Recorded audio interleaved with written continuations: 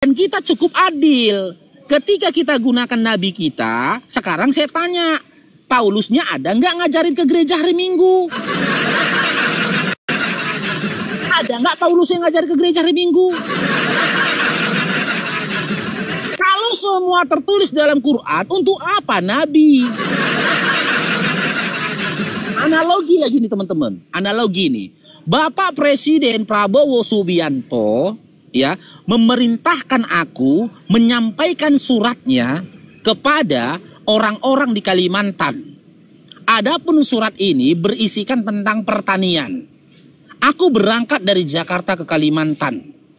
Nah, caraku naik pesawat, caraku duduk di pesawat, caraku duduk di rumah makan ketika aku makan, caraku menyampaikan kepada orang Kalimantan, apakah harus tertulis di dalam suratnya Bapak Prabowo?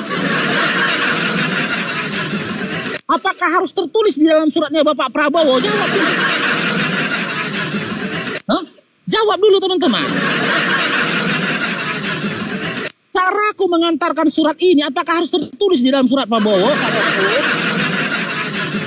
Kan tidak. Gitu loh. Yang penting, yang isi surat Bapak Prabowo itu tidak boleh. Tidak boleh ku rubah-rubah. Gitu loh. Karena ya, aku yang diutus, maka caraku menyampaikan bagaimana surat ini. Dan caraku juga yang menyampaikan bagaimana memperbaiki pertanian di dalam di daerah Kalimantan. Begitu juga Nabi Muhammad SAW. Ritual ibadah kita dari takbiratul ihram sampai dengan ucap salam sudah dicontohkan oleh Nabi. Nabi mencontohkannya langsung gitu loh. Itu makanya diutus Nabi dan juga Rasul gitu loh. Untuk dicontohkannya. Nah, setiap Nabi Muhammad SAW mencontohkan sesuatu dan menyampaikan sesuatu, dia punya legalitas. Apa legalitas yang dimiliki dia? Maka kita compare ke dalam Al-Quran. Kan gitu, surah Al-Adzab 21, surah Al-Adzab 45, surah Ali Imran 85, surah Al-Maidah ayat 3, surah Al-Jum'ah ayat 2, itu di compare. Ketika dia menyampaikan pengajaran termasuk tata cara sholat, dia punya legalitas. Surah Al-Jum'ah ayat 2. Ketika dia mengklaim dirinya adalah Nabi, dia punya legalitas. Surah Al-Adzab 45. Ketika dia mengklaim dirinya adalah Rasul, dia punya legalitas. Surah Al-Fat 29. Ketika dia untuk diikuti, kita mau mengikuti dia, dia punya legalitas untuk diikuti. Surah Al-Adzab 21. Begitu, makanya di dalam Islam harus berakal. Diutamakan akal. Akal itulah yang menelaah dan juga memahami semua data-data itu tadi. Sekarang kalau teman-teman Kristen ditanya, siapa yang memerintahkan kalian untuk patuh dan tunduk kepada Paulus? Siapa? Coba siapa yang memerintahkan kalian? Nggak ada. Siapa yang mencontohkan kalian, mengajarkan kalian pergi gereja hari Minggu? Siapa? Nggak ada. Tapi kalian lakukan. Sesuatu yang nggak pernah dicontohkan oleh pendahulu-pendahulu kalian saja, ya, nggak pernah diajarkan pendahulu kalian saja, kalian lakukan di zaman sekarang ini. Lalu kalian memaksakan, gitu loh. Sesuatu yang tidak beres di kalian, sesuatu yang salah di kalian harus ada di dalam Al-Quran. Longor. Sama halnya dengan mukjizat. Sama halnya dengan mukjizat. Kalaulah memang Bible itu datangnya dari Tuhan merupakan kitab suci, ngapain mukjizatnya Yesus tertulis di situ? Coba. Ngapain mukjizat Yesus tertulis di situ? Ya enggak aja tertulis di situ mukjizatnya. Kalaupun memang mau dituliskan mukjizatnya, termuat di dalam kisah. Kalau dalam Yahudi disebut Talmud. Kalau dalam Islam itu disebut dengan hadis. Itu disebut dengan hadis. Karena gini teman-teman ya. Ya. Kita komparasi lah di zamannya Nabi Muhammad SAW. Ketika Al-Quran turun. Ya. Lalu Allah menyampaikan turun ayat Al-Quran. Menyampaikan bahwasanya Nabi Muhammad SAW mampu mengeluarkan air dari sela-sela jarinya. Ngapain lagi ayat itu diturunkan? Orang sahabat udah menyaksikan. Kan udah disaksikan kan sahabat kan. Dari sela-sela jari Nabi turun keluar air kan. Ngapain lagi turunkan wahyunya? Hudan apa yang mau disampaikan di situ? Petunjuk apa yang mau disampaikan Allah di situ? Kan gak ada kan? Nah, maka kejadian itu dituliskan oleh sahabat menjadi kisah. Kenapa?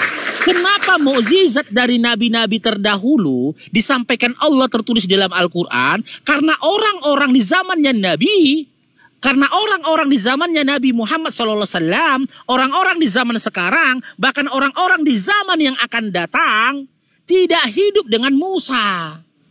Tidak hidup berdampingan dengan Isa.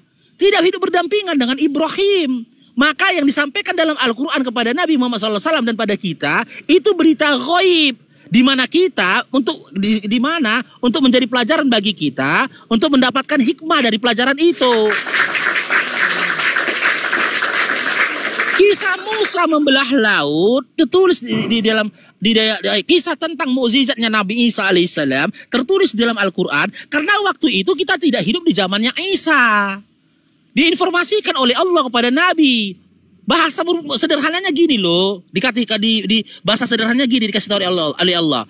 Wahai Muhammad, ya, Musa itu pernah membelah laut loh atas izinku. Isa itu pernah melakukan mukjizat ini itu loh atas izinku. Kan gitu. Lalu kabar itu dikabarkan Nabi kepada umat. Menjadi apa? Menjadi informasi. Bahwasanya ya nabi-nabi terdahulu pun sudah melakukan luar biasa mukjizat, tapi apa yang didapat umatnya tetap membangkang.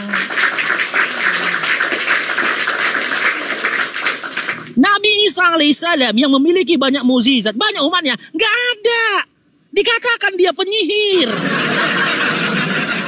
Musa alaihissalam sudah melakukan mukjizat, tongkatnya menjadi ular, membelah laut dan banyak mukjizat lain. Apakah umatnya banyak? Gak ada. Bahkan orang Mesir pun gak ada yang beriman kepada dia. Dia hanya menyelamatkan Bani Israel dari cengkeraman Firaun. Gitu loh. Dikatakan orang Mesir dia itu pesihir. Nabi Ibrahim alaihissalam bebas dari api. Apakah pada saat itu orang yang menonton dia dibakar dengan api itu selamat beriman kepada Ibrahim? Tidak ada. Dikatakan Ibrahim itu penyihir. Itulah alasannya Nabi Muhammad SAW diturunkan tidak dengan model seperti itu lagi. Karena pasti akan kau katakan lagi Nabiku ini penyihir. Maka mukjizat yang paling utama yang disampaikan kepada Nabi apa? Al-Qur'annya. Di mana dalam Al-Quran Allah mengatakan, kami yang menurunkan Al-Quran, maka kami akan menjaganya. Itu mukjizat utamanya.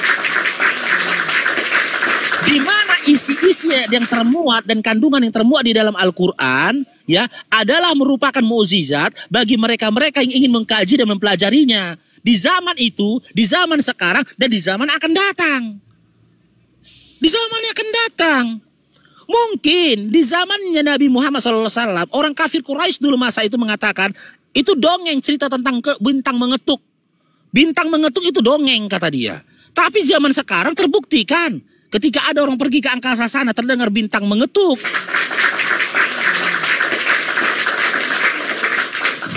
Gitu loh. Di zaman Nabi Muhammad SAW, kurasa Abu Jahal mengatakan, ala dua air laut bertemu, berbeda rasa, satu tawar, satu air, satu asin. Itu dongeng katanya. Di zaman sekarang ditemukan itu kan. Ada sungai di bawah laut, ada api di bawah laut. Orang itu dulu, orang zaman dulu pun menganggap itu mungkin dongeng. Tapi sekarang ditemukan itu kan. Dan banyak hal yang ada terkandung di dalam Al-Quran yang belum terkuak. Dan nanti akan terkuak ketika akhir zaman. Bahkan ketika nanti di yaumil akhir. Begitu. Itu mukjizatnya gitu loh. Kalau mukjizat kayak gitu ya banyaklah. Nabi Muhammad SAW lolos dari upaya pembunuhan orang kafir Quraisy ketika dia hijrah dari Mekah ke Madinah. Ditawarkan itu bang, orang-orang yang mau mengkhianati Muhammad kata dia. Ditawarkan 100 ekor unta merah. Yang bisa bawa kepala Muhammad kemari diberikan 100 ekor unta merah. Adakah salah seorang dari sahabat itu berkhianat? Menangkap Nabi, memberikan informasi tentang Nabi? Gak ada. Gak ada, itu mukjizat itu. Dalam bentuk apa? Keteguhan hati bagi umatnya pada masa itu, bagi sahabatnya. hingga dia selamat hijrah dari Mekah ke Madinah. Lah yang ngono kayak mana yang ngono? Masa cuman modal 30 keping perak dikhianati dia, dijual dia coba. Di mana 30 keping perak itu cukupnya beli bakso semangkok? Tuhan itu loh yang dikhianati, itu Tuhan. Kalau dikomparasi antara kejadian itu dengan hijrahnya Nabi Muhammad SAW dari Mekah ke Madinah, lebih unggul lagi mukjizatnya Nabi Muhammad SAW. Kalian tahu bang, harga 1 ekor unta merah itu berapa bang? Ratusan juta itu bang. 10 itu harganya itu hampir belasan miliar itu bang. Nggak mau para sahabat pada saat itu, nggak ada yang mau gitu loh. Yang ono cuman 30 keping perak bang. Nah itu mahal 1 M ha. 1 M kalau 100 unta merah berarti 100 M. Bayangkan lah bang. Coba. Yang ono katanya Tuhan, tapi berdoa minta dikawal. Nabi kita Nabi Muhammad SAW ketika turun wahyu, dia memerintahkan para sahabat jangan ada yang mengawal dia lagi di tenda-tendanya. Apalagi mukjizatnya kalau dibandingkan kan gitu. Tapi jangan kau giring opini harus tertulis di dalam Al-Quran. Dalam hadis banyak dikisahkan mukjizat dia. Ribuan orang waktu perang Badar berupaya membunuh Nabi. Bayangkan 313 orang melawan 1000 orang. Semua pedang dan juga anak panah itu menyasar kepada Nabi, ingin membunuh Nabi Muhammad SAW. Satu goresan pedang pun tidak ada yang dapat didapati Nabi di kulitnya, di tubuhnya. Lah yang ono, cuman didatangi beberapa tentara, ketangkap. Nah Ibrong, diperhatilah Bang Musin. Ketangkap, cuman beberapa tentara yang mendatangi dia, ketangkap, babak peluru, meninggal. Itu gak pantas kok katakan Tuhan kayak gitu. Nabi kami Nabi Muhammad SAW meninggalnya dalam kondisi mulia di kamarnya. Meninggal di kamarnya. Bahkan sebelum meninggal dia minta kepastian keselamatan atas umatnya. Dan dia mengingat umatnya, ummati. Lah yang ngono meninggal gak berbaju dan gak bercelana ya kan. Masih cerita mukjizat lagi kok sama aku coba. Dari cara meninggalnya aja kita tengok siapa yang mulia, siapa yang dihinakan. Yang ngono meninggal tak berbaju, tak bercelana, terkutuk pula lagi. Apa sih yang kau banggakan dari yang ngono tuh? Cair drong, diberkatilah Bang Musin. Apa sih mau kau banggakan? Banyak mukjizatnya bang. Kalau kita mau ceritakan mukjizatnya Nabi Muhammad SAW, bahkan tanah kelahiran yang ngono, yang kalian katakan Tuhan itu, yang memerdekakan siapa? Umatnya Nabi Muhammad SAW. Sosok yang ngono, ketika hidup dia di dunia, sampai umur 33 tahun, dijajah dia. Makanya tentara penjajah yang paling hebat di atas bumi ini adalah penjajah Romawi. Bukan hanya manusia dijajahnya, Tuhan pun dijajahnya. Bayangkan kalian, Tuhan dijajahnya. Bukan dijajahnya lagi, cobalah ditangkapnya, dibikinnya meninggal. Masih bercerita pula tentang mukjizat. Banyak mukjizat Nabi Muhammad SAW bang, tentang makanan. Ini waktu terjadinya perang Khaybar, kalau Bang Farouk nggak salah ya, terjadinya perang Khaybar itu. Ini tertulis di dalam hadis. Pada saat itu Nabi Muhammad SAW dan juga para sahabat itu kelaparan bang. Jadi ada salah satu sahabat yang memiliki makanan di rumahnya, ya, hanya segenggam gandum, ya, makanan yang dimilikinya dan satu cangkir lah kita bilang, satu cangkir susu. Karena nggak tega nengok Nabi sudah berhari-hari nggak makan, istrinya itu mengatakan kepada Nabi, istrinya itu menyampaikan kepada suaminya, ajak Rasulullah makan di sini, nggak tega aku nengok dia udah tidak makan, ada kita makanan sedikit ini, satu genggam gandum dan juga satu cangkir susu. Tapi jangan sampaikan sahabat yang lainnya karena ini nggak cukup, sama Nabi aja pun mungkin nggak cukup, apalagi pada sahabat yang lain. Datang sahabat ini menemui Nabi untuk dia diundang di rumahnya makan, ya kan gitu. Tapi sahabat ini mengatakan, ini hanya untuk Rasul, nggak untuk yang lain. Disiarkan Nabi. Alhamdulillah, kata dia. Saudara kalian si Fulan bin si Fulan mengundang kita untuk apa? Untuk makan-makan di rumahnya. Cobalah. Terkejutlah yang punya rumah. Waduh, nggak cukup makananku ini, habis lah ini. Malulah aku ini, kan gitu. Tapi apa yang terjadi, teman-teman?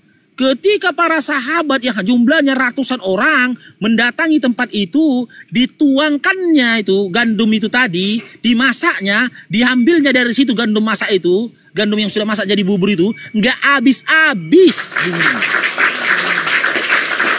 nggak habis-habis susunya, sampai saat Nabi Muhammad SAW dan semua orang pada saat itu kenyang semua.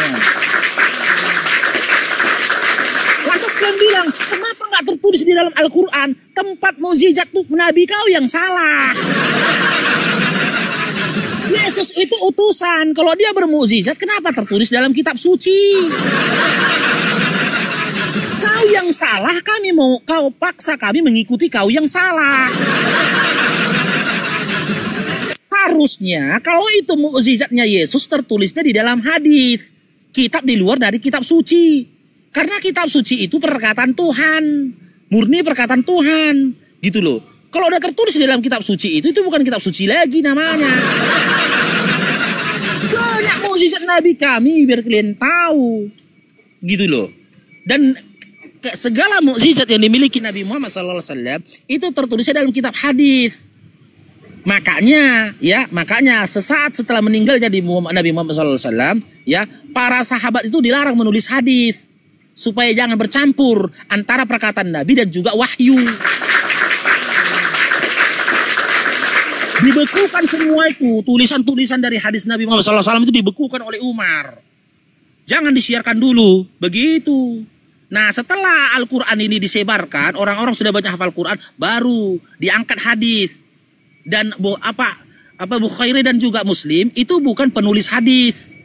Bukan dia yang mencari-cari hadisnya, enggak. Dia mengutip dari tulisan-tulisan para sahabat pada saat itu tentang apa yang dikatakan Nabi, lalu mereka kitabkan. Bukhari dan juga Muslim itu mengkitabkan. Mereka yang mengkitabkan gitu loh, bukan kayak ketulisan Lukas. Mereka yang mendatangi Mekah, mendatangi Madinah, gitu loh, dari anak keturunannya sahabat mereka datangi. Tulisan dari ayah mereka tentang apa-apa yang pernah dikatakan oleh Nabi Muhammad SAW dikumpulkan sama mereka, dikumpulkan menjadi satu dalam bentuk sebuah kitab. Begitu, historikalnya jelas. Coba kalian kutanya, berantakan. Berantakan kalian kalau ditanya kalian. Ya, assalamualaikum warahmatullahi wabarakatuh. Itu Aisti. Waalaikumsalam warahmatullahi wabarakatuh. Bang Faro, aku mau nanya. Hoi. Tadi ku dengar Bang Faro ngomong, timbul pertanyaan di otakku. Si Ono itu siapa? Bentar. Ini naik di orangnya, baru kita sebutkan. Si Ono itu siapa? Ada Huba yang Kristen nih. Yesus lah. Oh. Yesus lah. Sekarang saya tanya sama Muhuba, sebut satu mukjizat Yesus untuk umat Kristen, silakan. Pertanyaan saya belum kau jawab, kau tanya lain. Oke, saya sudah menjawab pertanyaanmu tadi kan. Sholatnya mana? Ya. Kau larinya ke Bible? Gimana? Apa yang kau jawab? Oke. Sekarang gini Dinda, ketika kita menyampaikan berarti ada dua kitab dong. Apa? Berarti ada dua kitab berarti kan? Kitab itu ada ribuan lagi, bukan dua kitab. Jutaan kitab. Kau taunya arti kitab? Kita tanya. Kitab artinya buku. Tidak dijawab. Kitab itu artinya buku. Kitab suci cuma satu, Al-Quran. Sekarang gini aku tanya sama Muhumba, ya. Pernahkah Paulus mencontohkan kepada kalian? Gantian kita sekarang, gantian jawab dulu. Pernahkah belum terjawab, maupun Yesus belum dijawab. mengajarkan kalian ya untuk pergi ke gereja hari Minggu beserta peribadatannya? Pernahkah?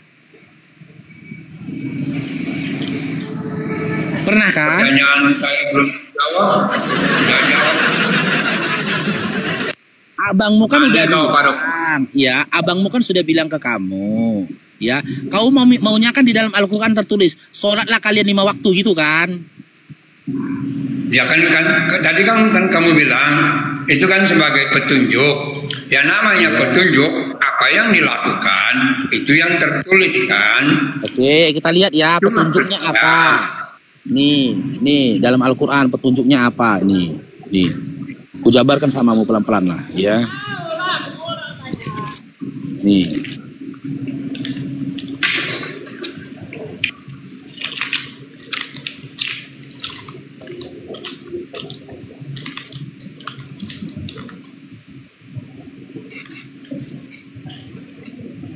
Nih. Kita berangkat dari surah An-Nisa 59 dulu. Bentar ya. Loh. Nih. Di sini jelas dikatakan ya. Hai orang-orang yang beriman, taatilah Allah dan taatilah Rasul-Nya. Ya. Oke. An-Nisa 59. Siapa Rasul yang dimaksud oleh Nabi? Kita buka surah Al-Fat 29.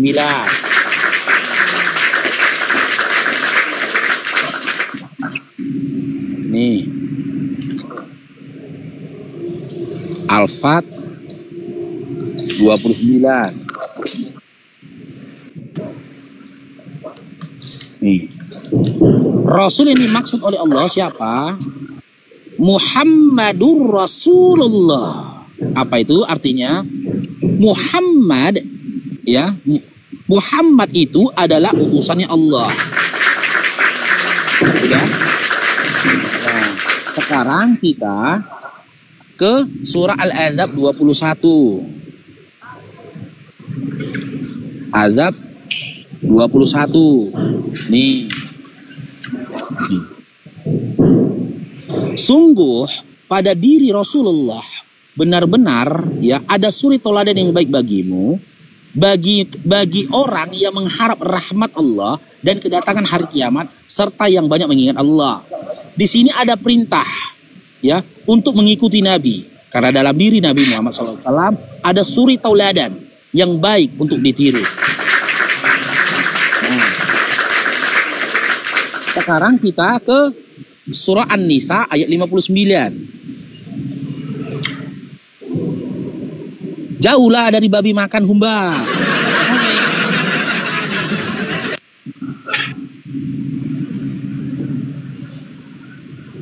Nih. A'udzu billahi minasyaitonir rajim. Bismillahirrahmanirrahim. Ya ayyuhalladzina amanu atiiullah wa atiiur rasul. Atiiullah wa atiiur rasul yang artinya wahai orang-orang yang beriman, taatilah Allah dan juga taatilah Rasul. Sekarang kita ke hadis Nabi. Nih.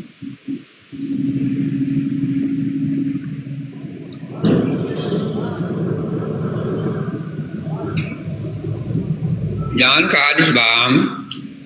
Jangan begitu, jangan kau giring aku untuk menjawab pertanyaanmu. Jangan aku mau menjawab sesuai dengan keinginanmu. Nih, apa kata Nabi nih? Nih. Nah, di dalam surah hadis Bukhari hadis Bukhari ya, 5 waktu itu setara dengan 50 waktu. Tak akan lagi berubah keputusanku. Rasulullah SAW bersabda, aku kembali bertemu dengan Musa, ia menyarankan kembalilah kepada Rabbmu. Ku jawab, aku pun malu kepadamu, kepada Rabbku ini. Dirikanlah sholat dan sesudah matahari tergelincir. Nah, ini dari surah Al-Isra ya, penjelasan dari surah Al-Isra. Nih. Diriwayatkan oleh Talhah bin Ubaidillah, dia berkata, seseorang mendatangi Rasulullah, dia bertanya tentang Islam. Lalu Rasulullah bersabda, sholat 5 waktu sehari semalam. Hadis riwayat Bukhari dan Muslim. Ya, tentang waktunya ada banyak penjelasannya di dalam hadis. Ya, waktu sholatnya. Jadi waktu sholat kami itu tidak berdasarkan jam, tapi berdasarkan pergeseran dari matahari itu sendiri. Sekarang saya tanya kepada si Humba, pernahkah Paulus maupun Yesus mencontohkan kepadamu cara beribadah ke gereja hari Minggu? Ya, itu kan yang dilakukan oleh bapak-bapak gereja kami dari turun temurun. Saya nggak tanya itu, Dinda. Saya nggak tanya itu. Yang saya tanyakan, pernahkah Paulus maupun Yesus ya mencontohkan tata cara beribadah kepada kalian hari Minggu ke gereja? Pernah atau tidak? Itu aja. Kalau pernah, kasih datanya. Nggak apa-apa. Nggak dari Bible pun nggak apa-apa. Ya, tidak. Tarik dari bungkus-bungkus bawang pun boleh. Ya, tidak pernah. Tidak pernah, tetapi itulah yang tidak pernah. Cuman itu yang dilakukan oleh bapak-bapak gereja terdahulu. Oke, ketika Yesus sendiri tidak pernah mencontohkan, dengar, benar. Ketika Yesus sendiri tidak pernah mencontohkan dan mengajarkan tata cara beribadah ke gereja hari Minggu, ya nggak pernah diajarkannya tapi kalian lakukan. Sekarang jawab, kamu itu pengikut Yesus atau pengikut bapak-bapak gereja? Pengikut Yesus. Yesus kan nggak pernah ngajarkan, Dinda.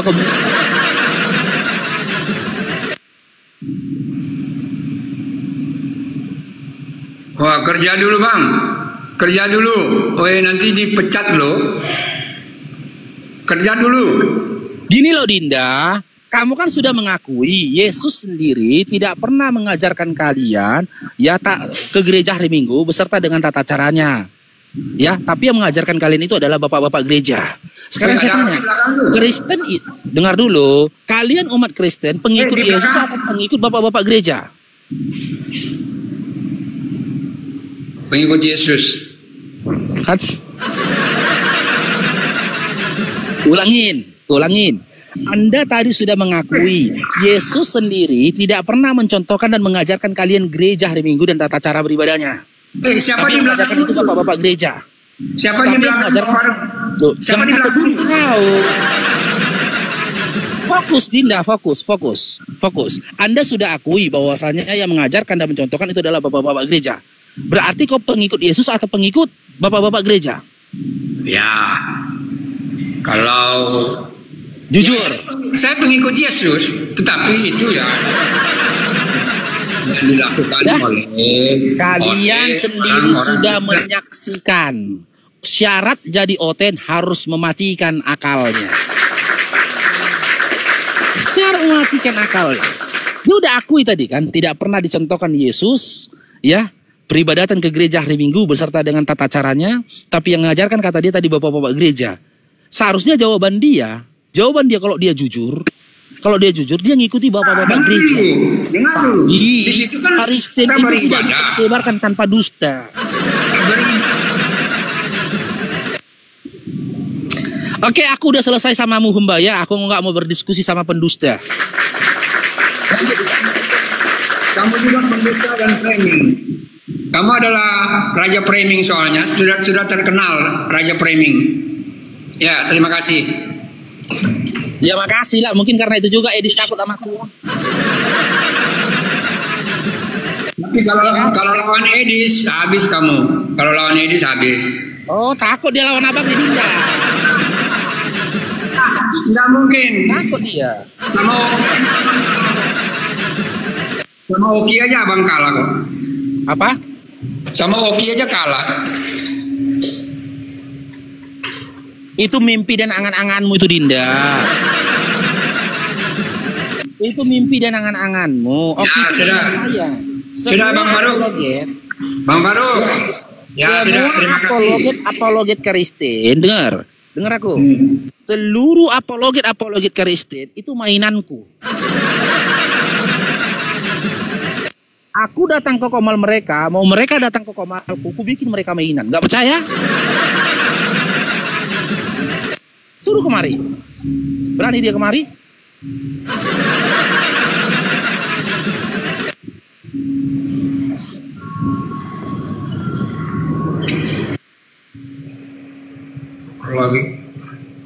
lagi kerja dia TikTok kan.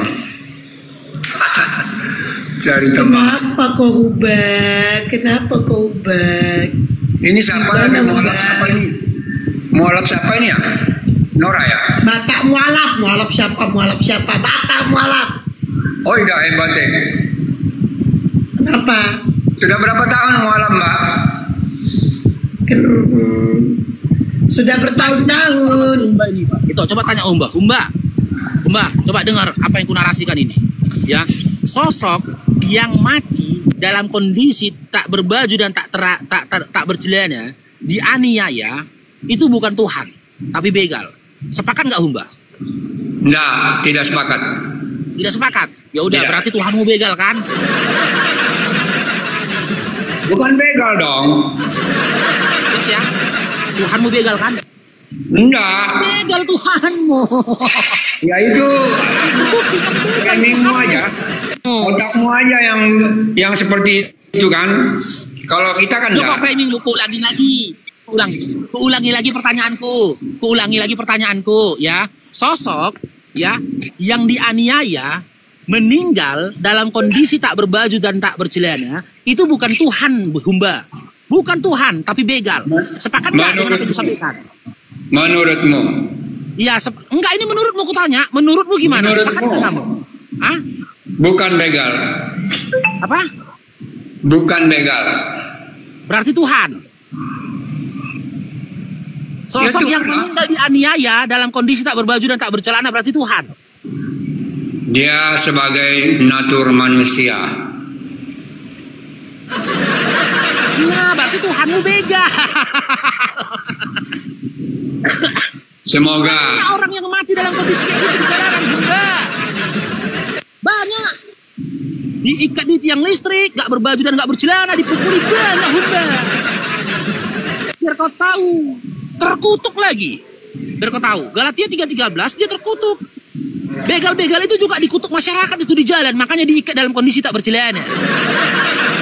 Dari fix teman-temannya, tapping di bawah, Tuhan Humba begal. Dia sendiri mengatakan ya, karena dia nggak setuju ya, Tuhan Humba begal.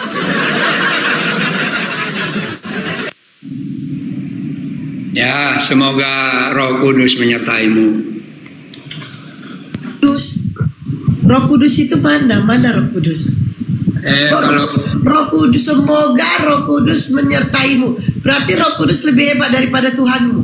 ya itulah semuanya. Nanti lihat saja. Oh itulah semuanya. Tinggal waktu yang menentukan.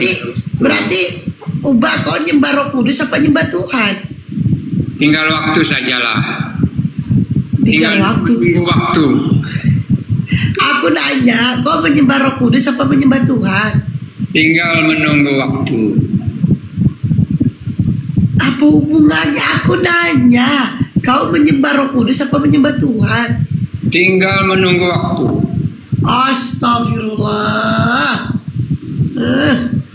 Semoga Tuhanmu siapa, Bang? Tuhanmu siapa, Ubah? Tuhanmu siapa? ya nantilah siapa nih? Batak mualaf ya Tuhanmu nanti. nantilah Nanti Tuhanmu. Tuhan datang di hadapanmu dan di hatimu. Kapan Tuhan datang nanti di hadapanku? Ya nanti. Di hatiku, kapan Tuhan datang? Nanti jam berapa? Tunggu saja, ditunggu saja. Iya, aku tunggu. Jam berapa nantinya? Jam berapa? Waktunya pasti ada waktunya. Tidak. Iya, waktunya kapan? Waktunya kapan? Tidak Waktunya ditentukan. kapan?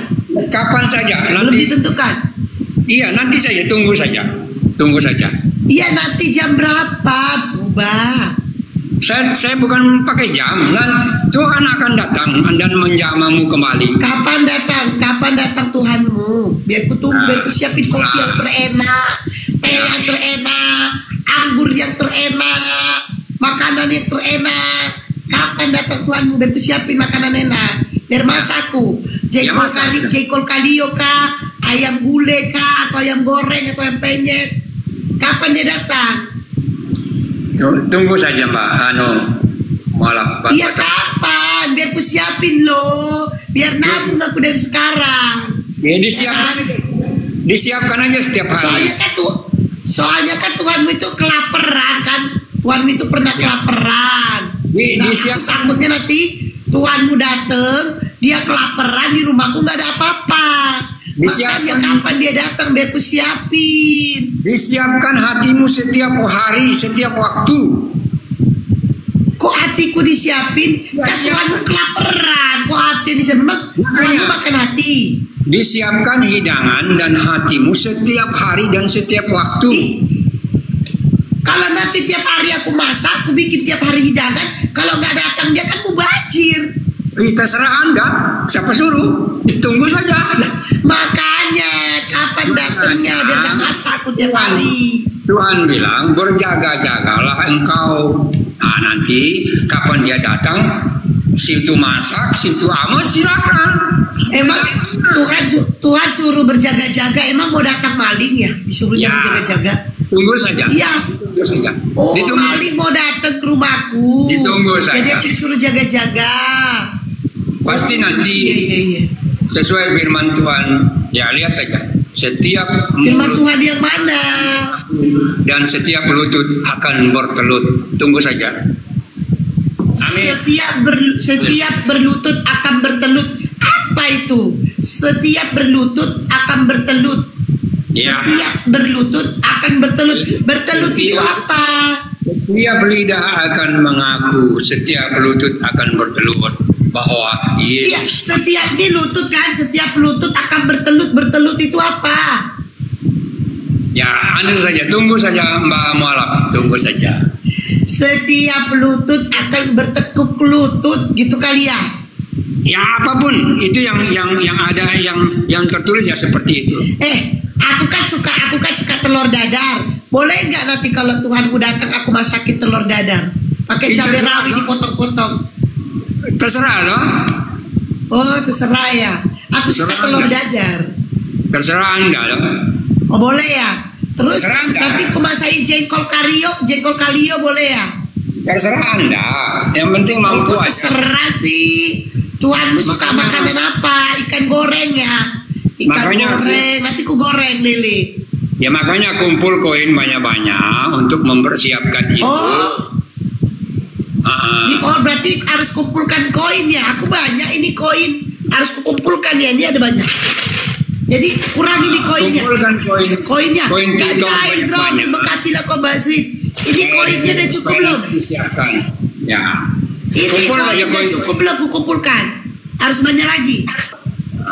Ya, kurang itu. Tadi kan kurangnya. Oh, nanti Kurang. ya aku bikin penuh ya koinnya ya. Oke. Oke. Ada lagi yang mau disampaikan Pak Umbang? Sudah Mbak, ya kita anu saja Mbak.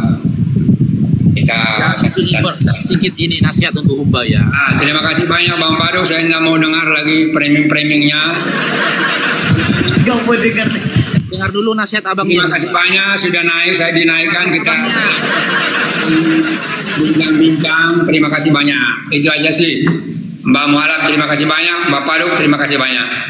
Oke, selamat siang Mbak. Bang Pado. Bang Umbang. Ini yang lain Ki. Bagus tutup.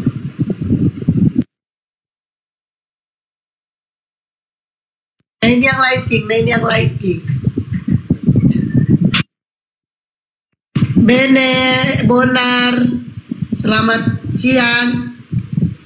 Bonar. Tadi aku ada baca typing Nyonya Nababan ya. Nyonya Nababan, Boru Rumah PA. Ya Nyonya Nababan tadi kan ya. Apa itu? Terus dia bilang gini, guguk aja tidak tidak meniduri anaknya sendiri. Itu ya. Kamu baca Bible-mu ya Nyonya Nababan. Justru di Bible-mu, nabimu meniduri atau tidur bersama kedua putri kandungnya. Ingat ya Nyonya Nababan, nabimu Nyonya Nababan. Kau bilang kan seguguk ya, guguk aja tidak meniduri anaknya sendiri. Tapi kau punya nabi Nyonya Nababan, punya nabi meniduri kedua putri kandungnya. Emangnya ada larangan di Bible untuk ngawinin guguk? Nyonya Nababan itu. Ada loh yang ngawinin guguk. Gak ada. Ada di TikTok viral itu, Oken ngawinin guguk, ada. Iya, tapi gak ada larangannya di Bible, gak ada larangan. Ya di Bible nggak ada larangannya kan. Ya Nyonya Bapak, belajar kok Bibelmu.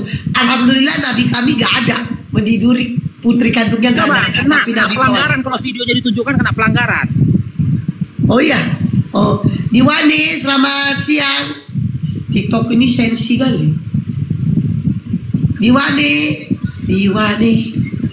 Siang Bu. Kristen Islam.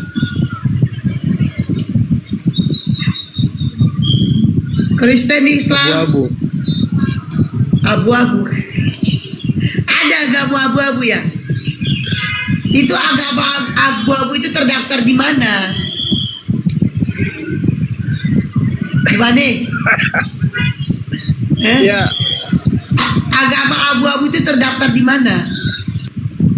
Karena aja orang nggak jelas sih. Nggak jelas sih. Konten malu bang. Malu ngaku ya agamanya, malu. Kalian kalau malu ngaku agama kalian jadi ateis kalian. Nah, agama sendiri. Nyonya Nababan, ingat ya, nabimu. Kau baca itu ya, Nabi Kolot ya. Bodom, anak kandungnya sendiri dibodomin sampai Hamidun. Ingat ya Nyonya Nababan, sampai Hamidun. Masa anak kandung sendiri dibodomin? Kayak mana itu Nyonya Nababan? Hah? Masa anak kandung sendiri dibodomin? Aduh Nyonya Nababan.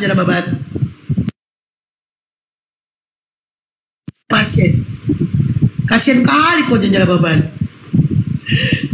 Nyonya Nababan, kasian kali kau. Punya Nabi kok kayak gitu. Ini Nyonya Nababan, ayo kita beli yuk. Aku mau bahas ini. Ada Tuhanmu itu kan Nyonya Nababan, ngambil istri orang, lalu istri orang itu disuruh tidur dengan orang lain. Ini kelakuan Tuhan macam apa ini Nyonya Nababan? Ini kelakuan Tuhan macam apa? Masa Tuhan ngambil istri orang? Ngeri kali Tuhan kau itu. Nyanyi sini yuk. Nyanyi, naik sini yuk. Yuk Nyonya Nababan, akun privat dia nggak bisa dijambak. Naiklah kawan Fis, ayo. Ini ngaku Batak, coba kau bahasa Batak. Woi. One Piece. Tokinai mate maho. Tokinai ho mate. Ditabrak dia. Ya One Piece. Naiklah kau sini One Piece, naik. One Piece naik sini. Langsung dibilang ya udah tokinai mate. Tokinai mate ditabrak biak kok. Nyanyi bang katanya, nyanyi Bang Faro. Nyanyi Dinda jangan marah-marah. Naiklah One Piece. Ayo. Nek. Tap layar kita teman-teman belum sampai 100k teman-teman, tap layar teman-teman.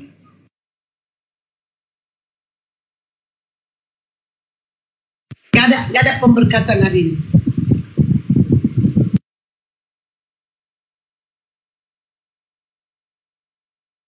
Ayolah One Piece, naik pasien berikutnya. One Piece, naik sini deh. One Piece.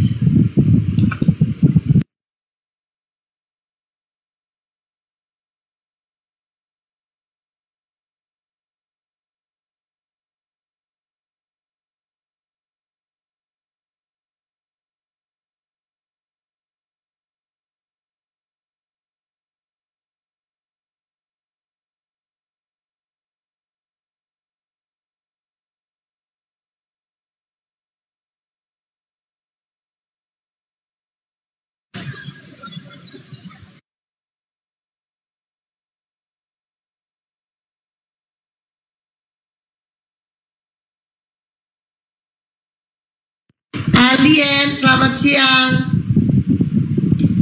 Alien.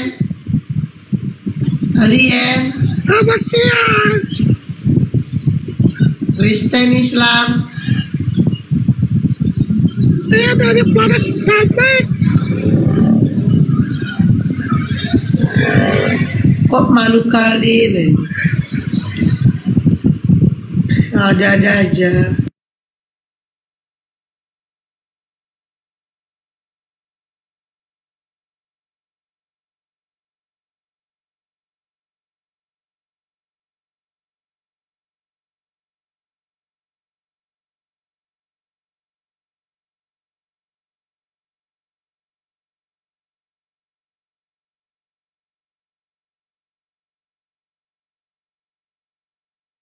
Minum tua dia itu.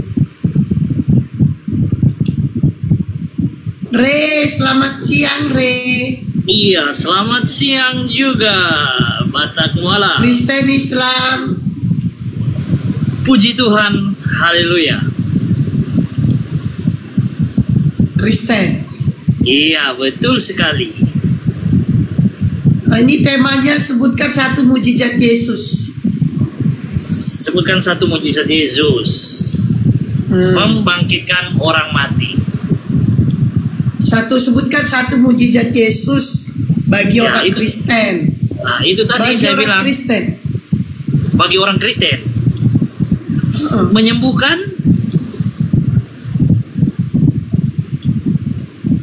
Menyembuhkan orang apa? Menyembuhkan orang Menyembuhkan sakit. orang sakit. Iya. Oke. Di mana di situ? Datanya. Ini kok, coba tanya dia. Sebut satu orang Kristen yang pernah disembuhkan Yesus dari sakitnya. Tuh dengar Pak Faro. Kan di sini pertanyaannya sebutkan satu mujizat Yesus. Ya, saya sudah jawab tadi. Sudah ada yang sembuhkan ini. Kata Kristennya untuk di tema itu nggak cukup, nggak muat kursor kalimatnya. Pertanyaannya, sebut satu mukjizat Yesus untuk umat Kristen, iman Kristen. Ada?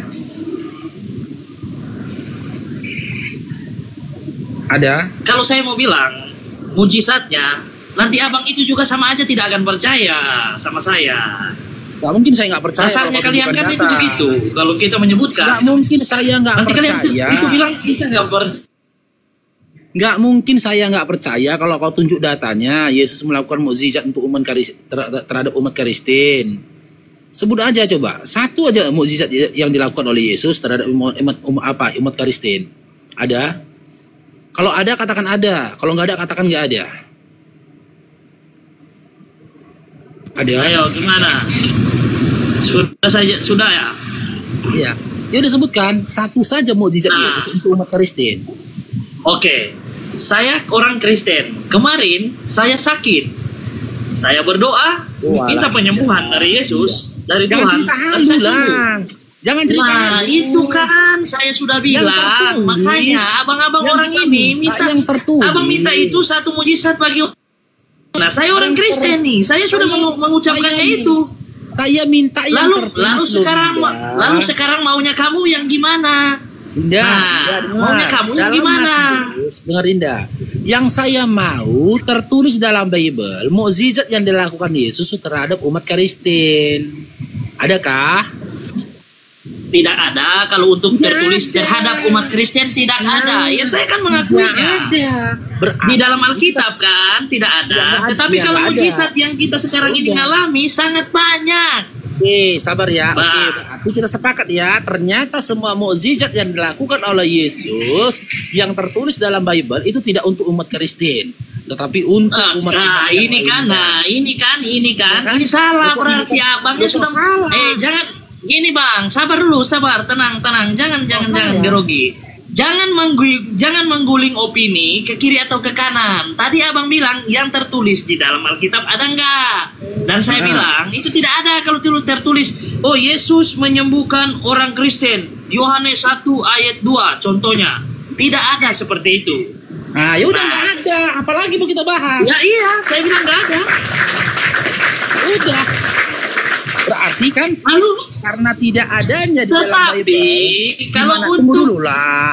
Ganti nih. Oke, silakan. Karena tidak adanya data dalam Bible di mana Yesus bermukjizat untuk umat Kristen, berarti segala mukjizat yang diceritakan dalam Bible dilakukan oleh Yesus tidak ada korelasinya terhadap umat Kristen.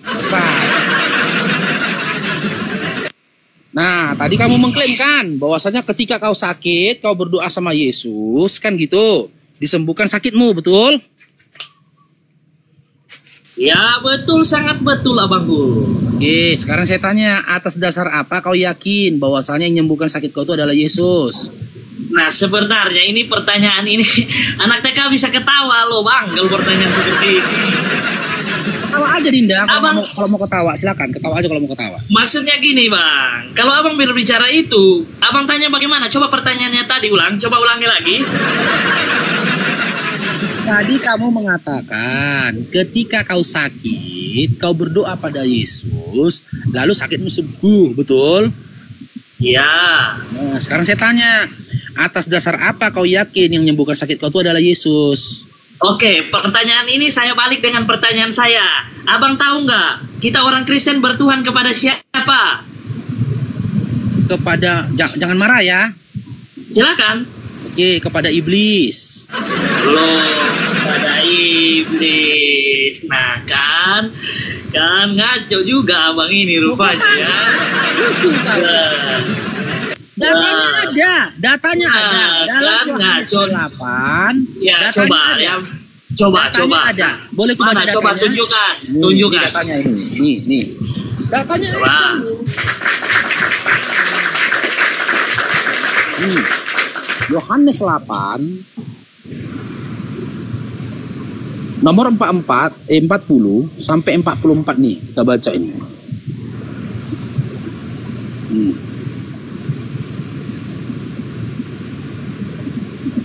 Tetapi yang kamu kerjakan ialah kamu berusaha membunuh aku. Aku di sini Yesus.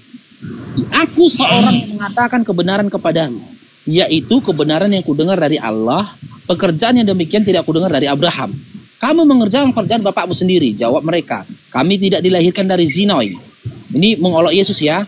Bapak kami satu, yaitu Allah. Kata Yesus kepada mereka, jikalau Allah adalah bapakmu, kamu akan mengasihi aku.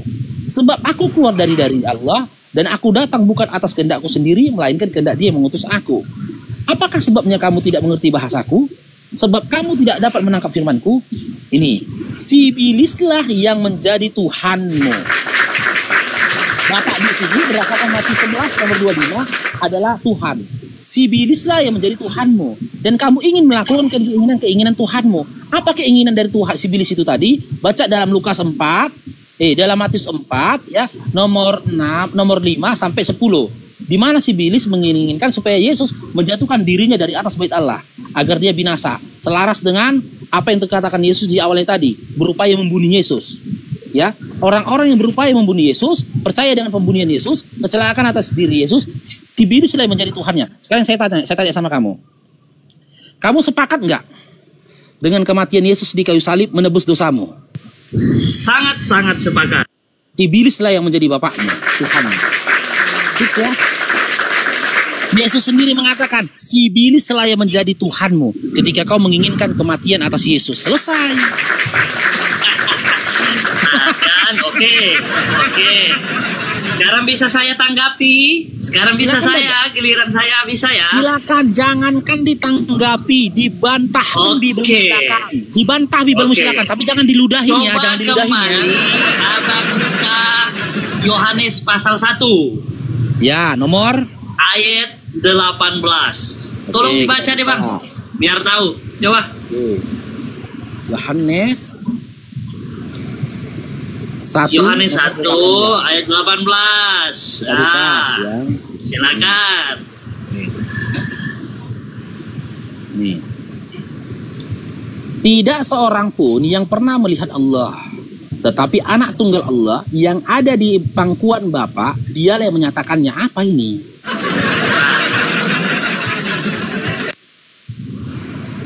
Apa ini? Bang, bukanlah orang Kristen.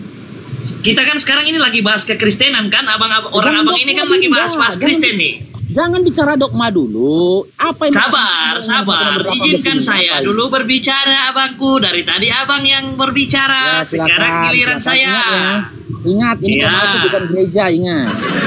Ya, giliran saya ya, oke ya. Gini lah bang.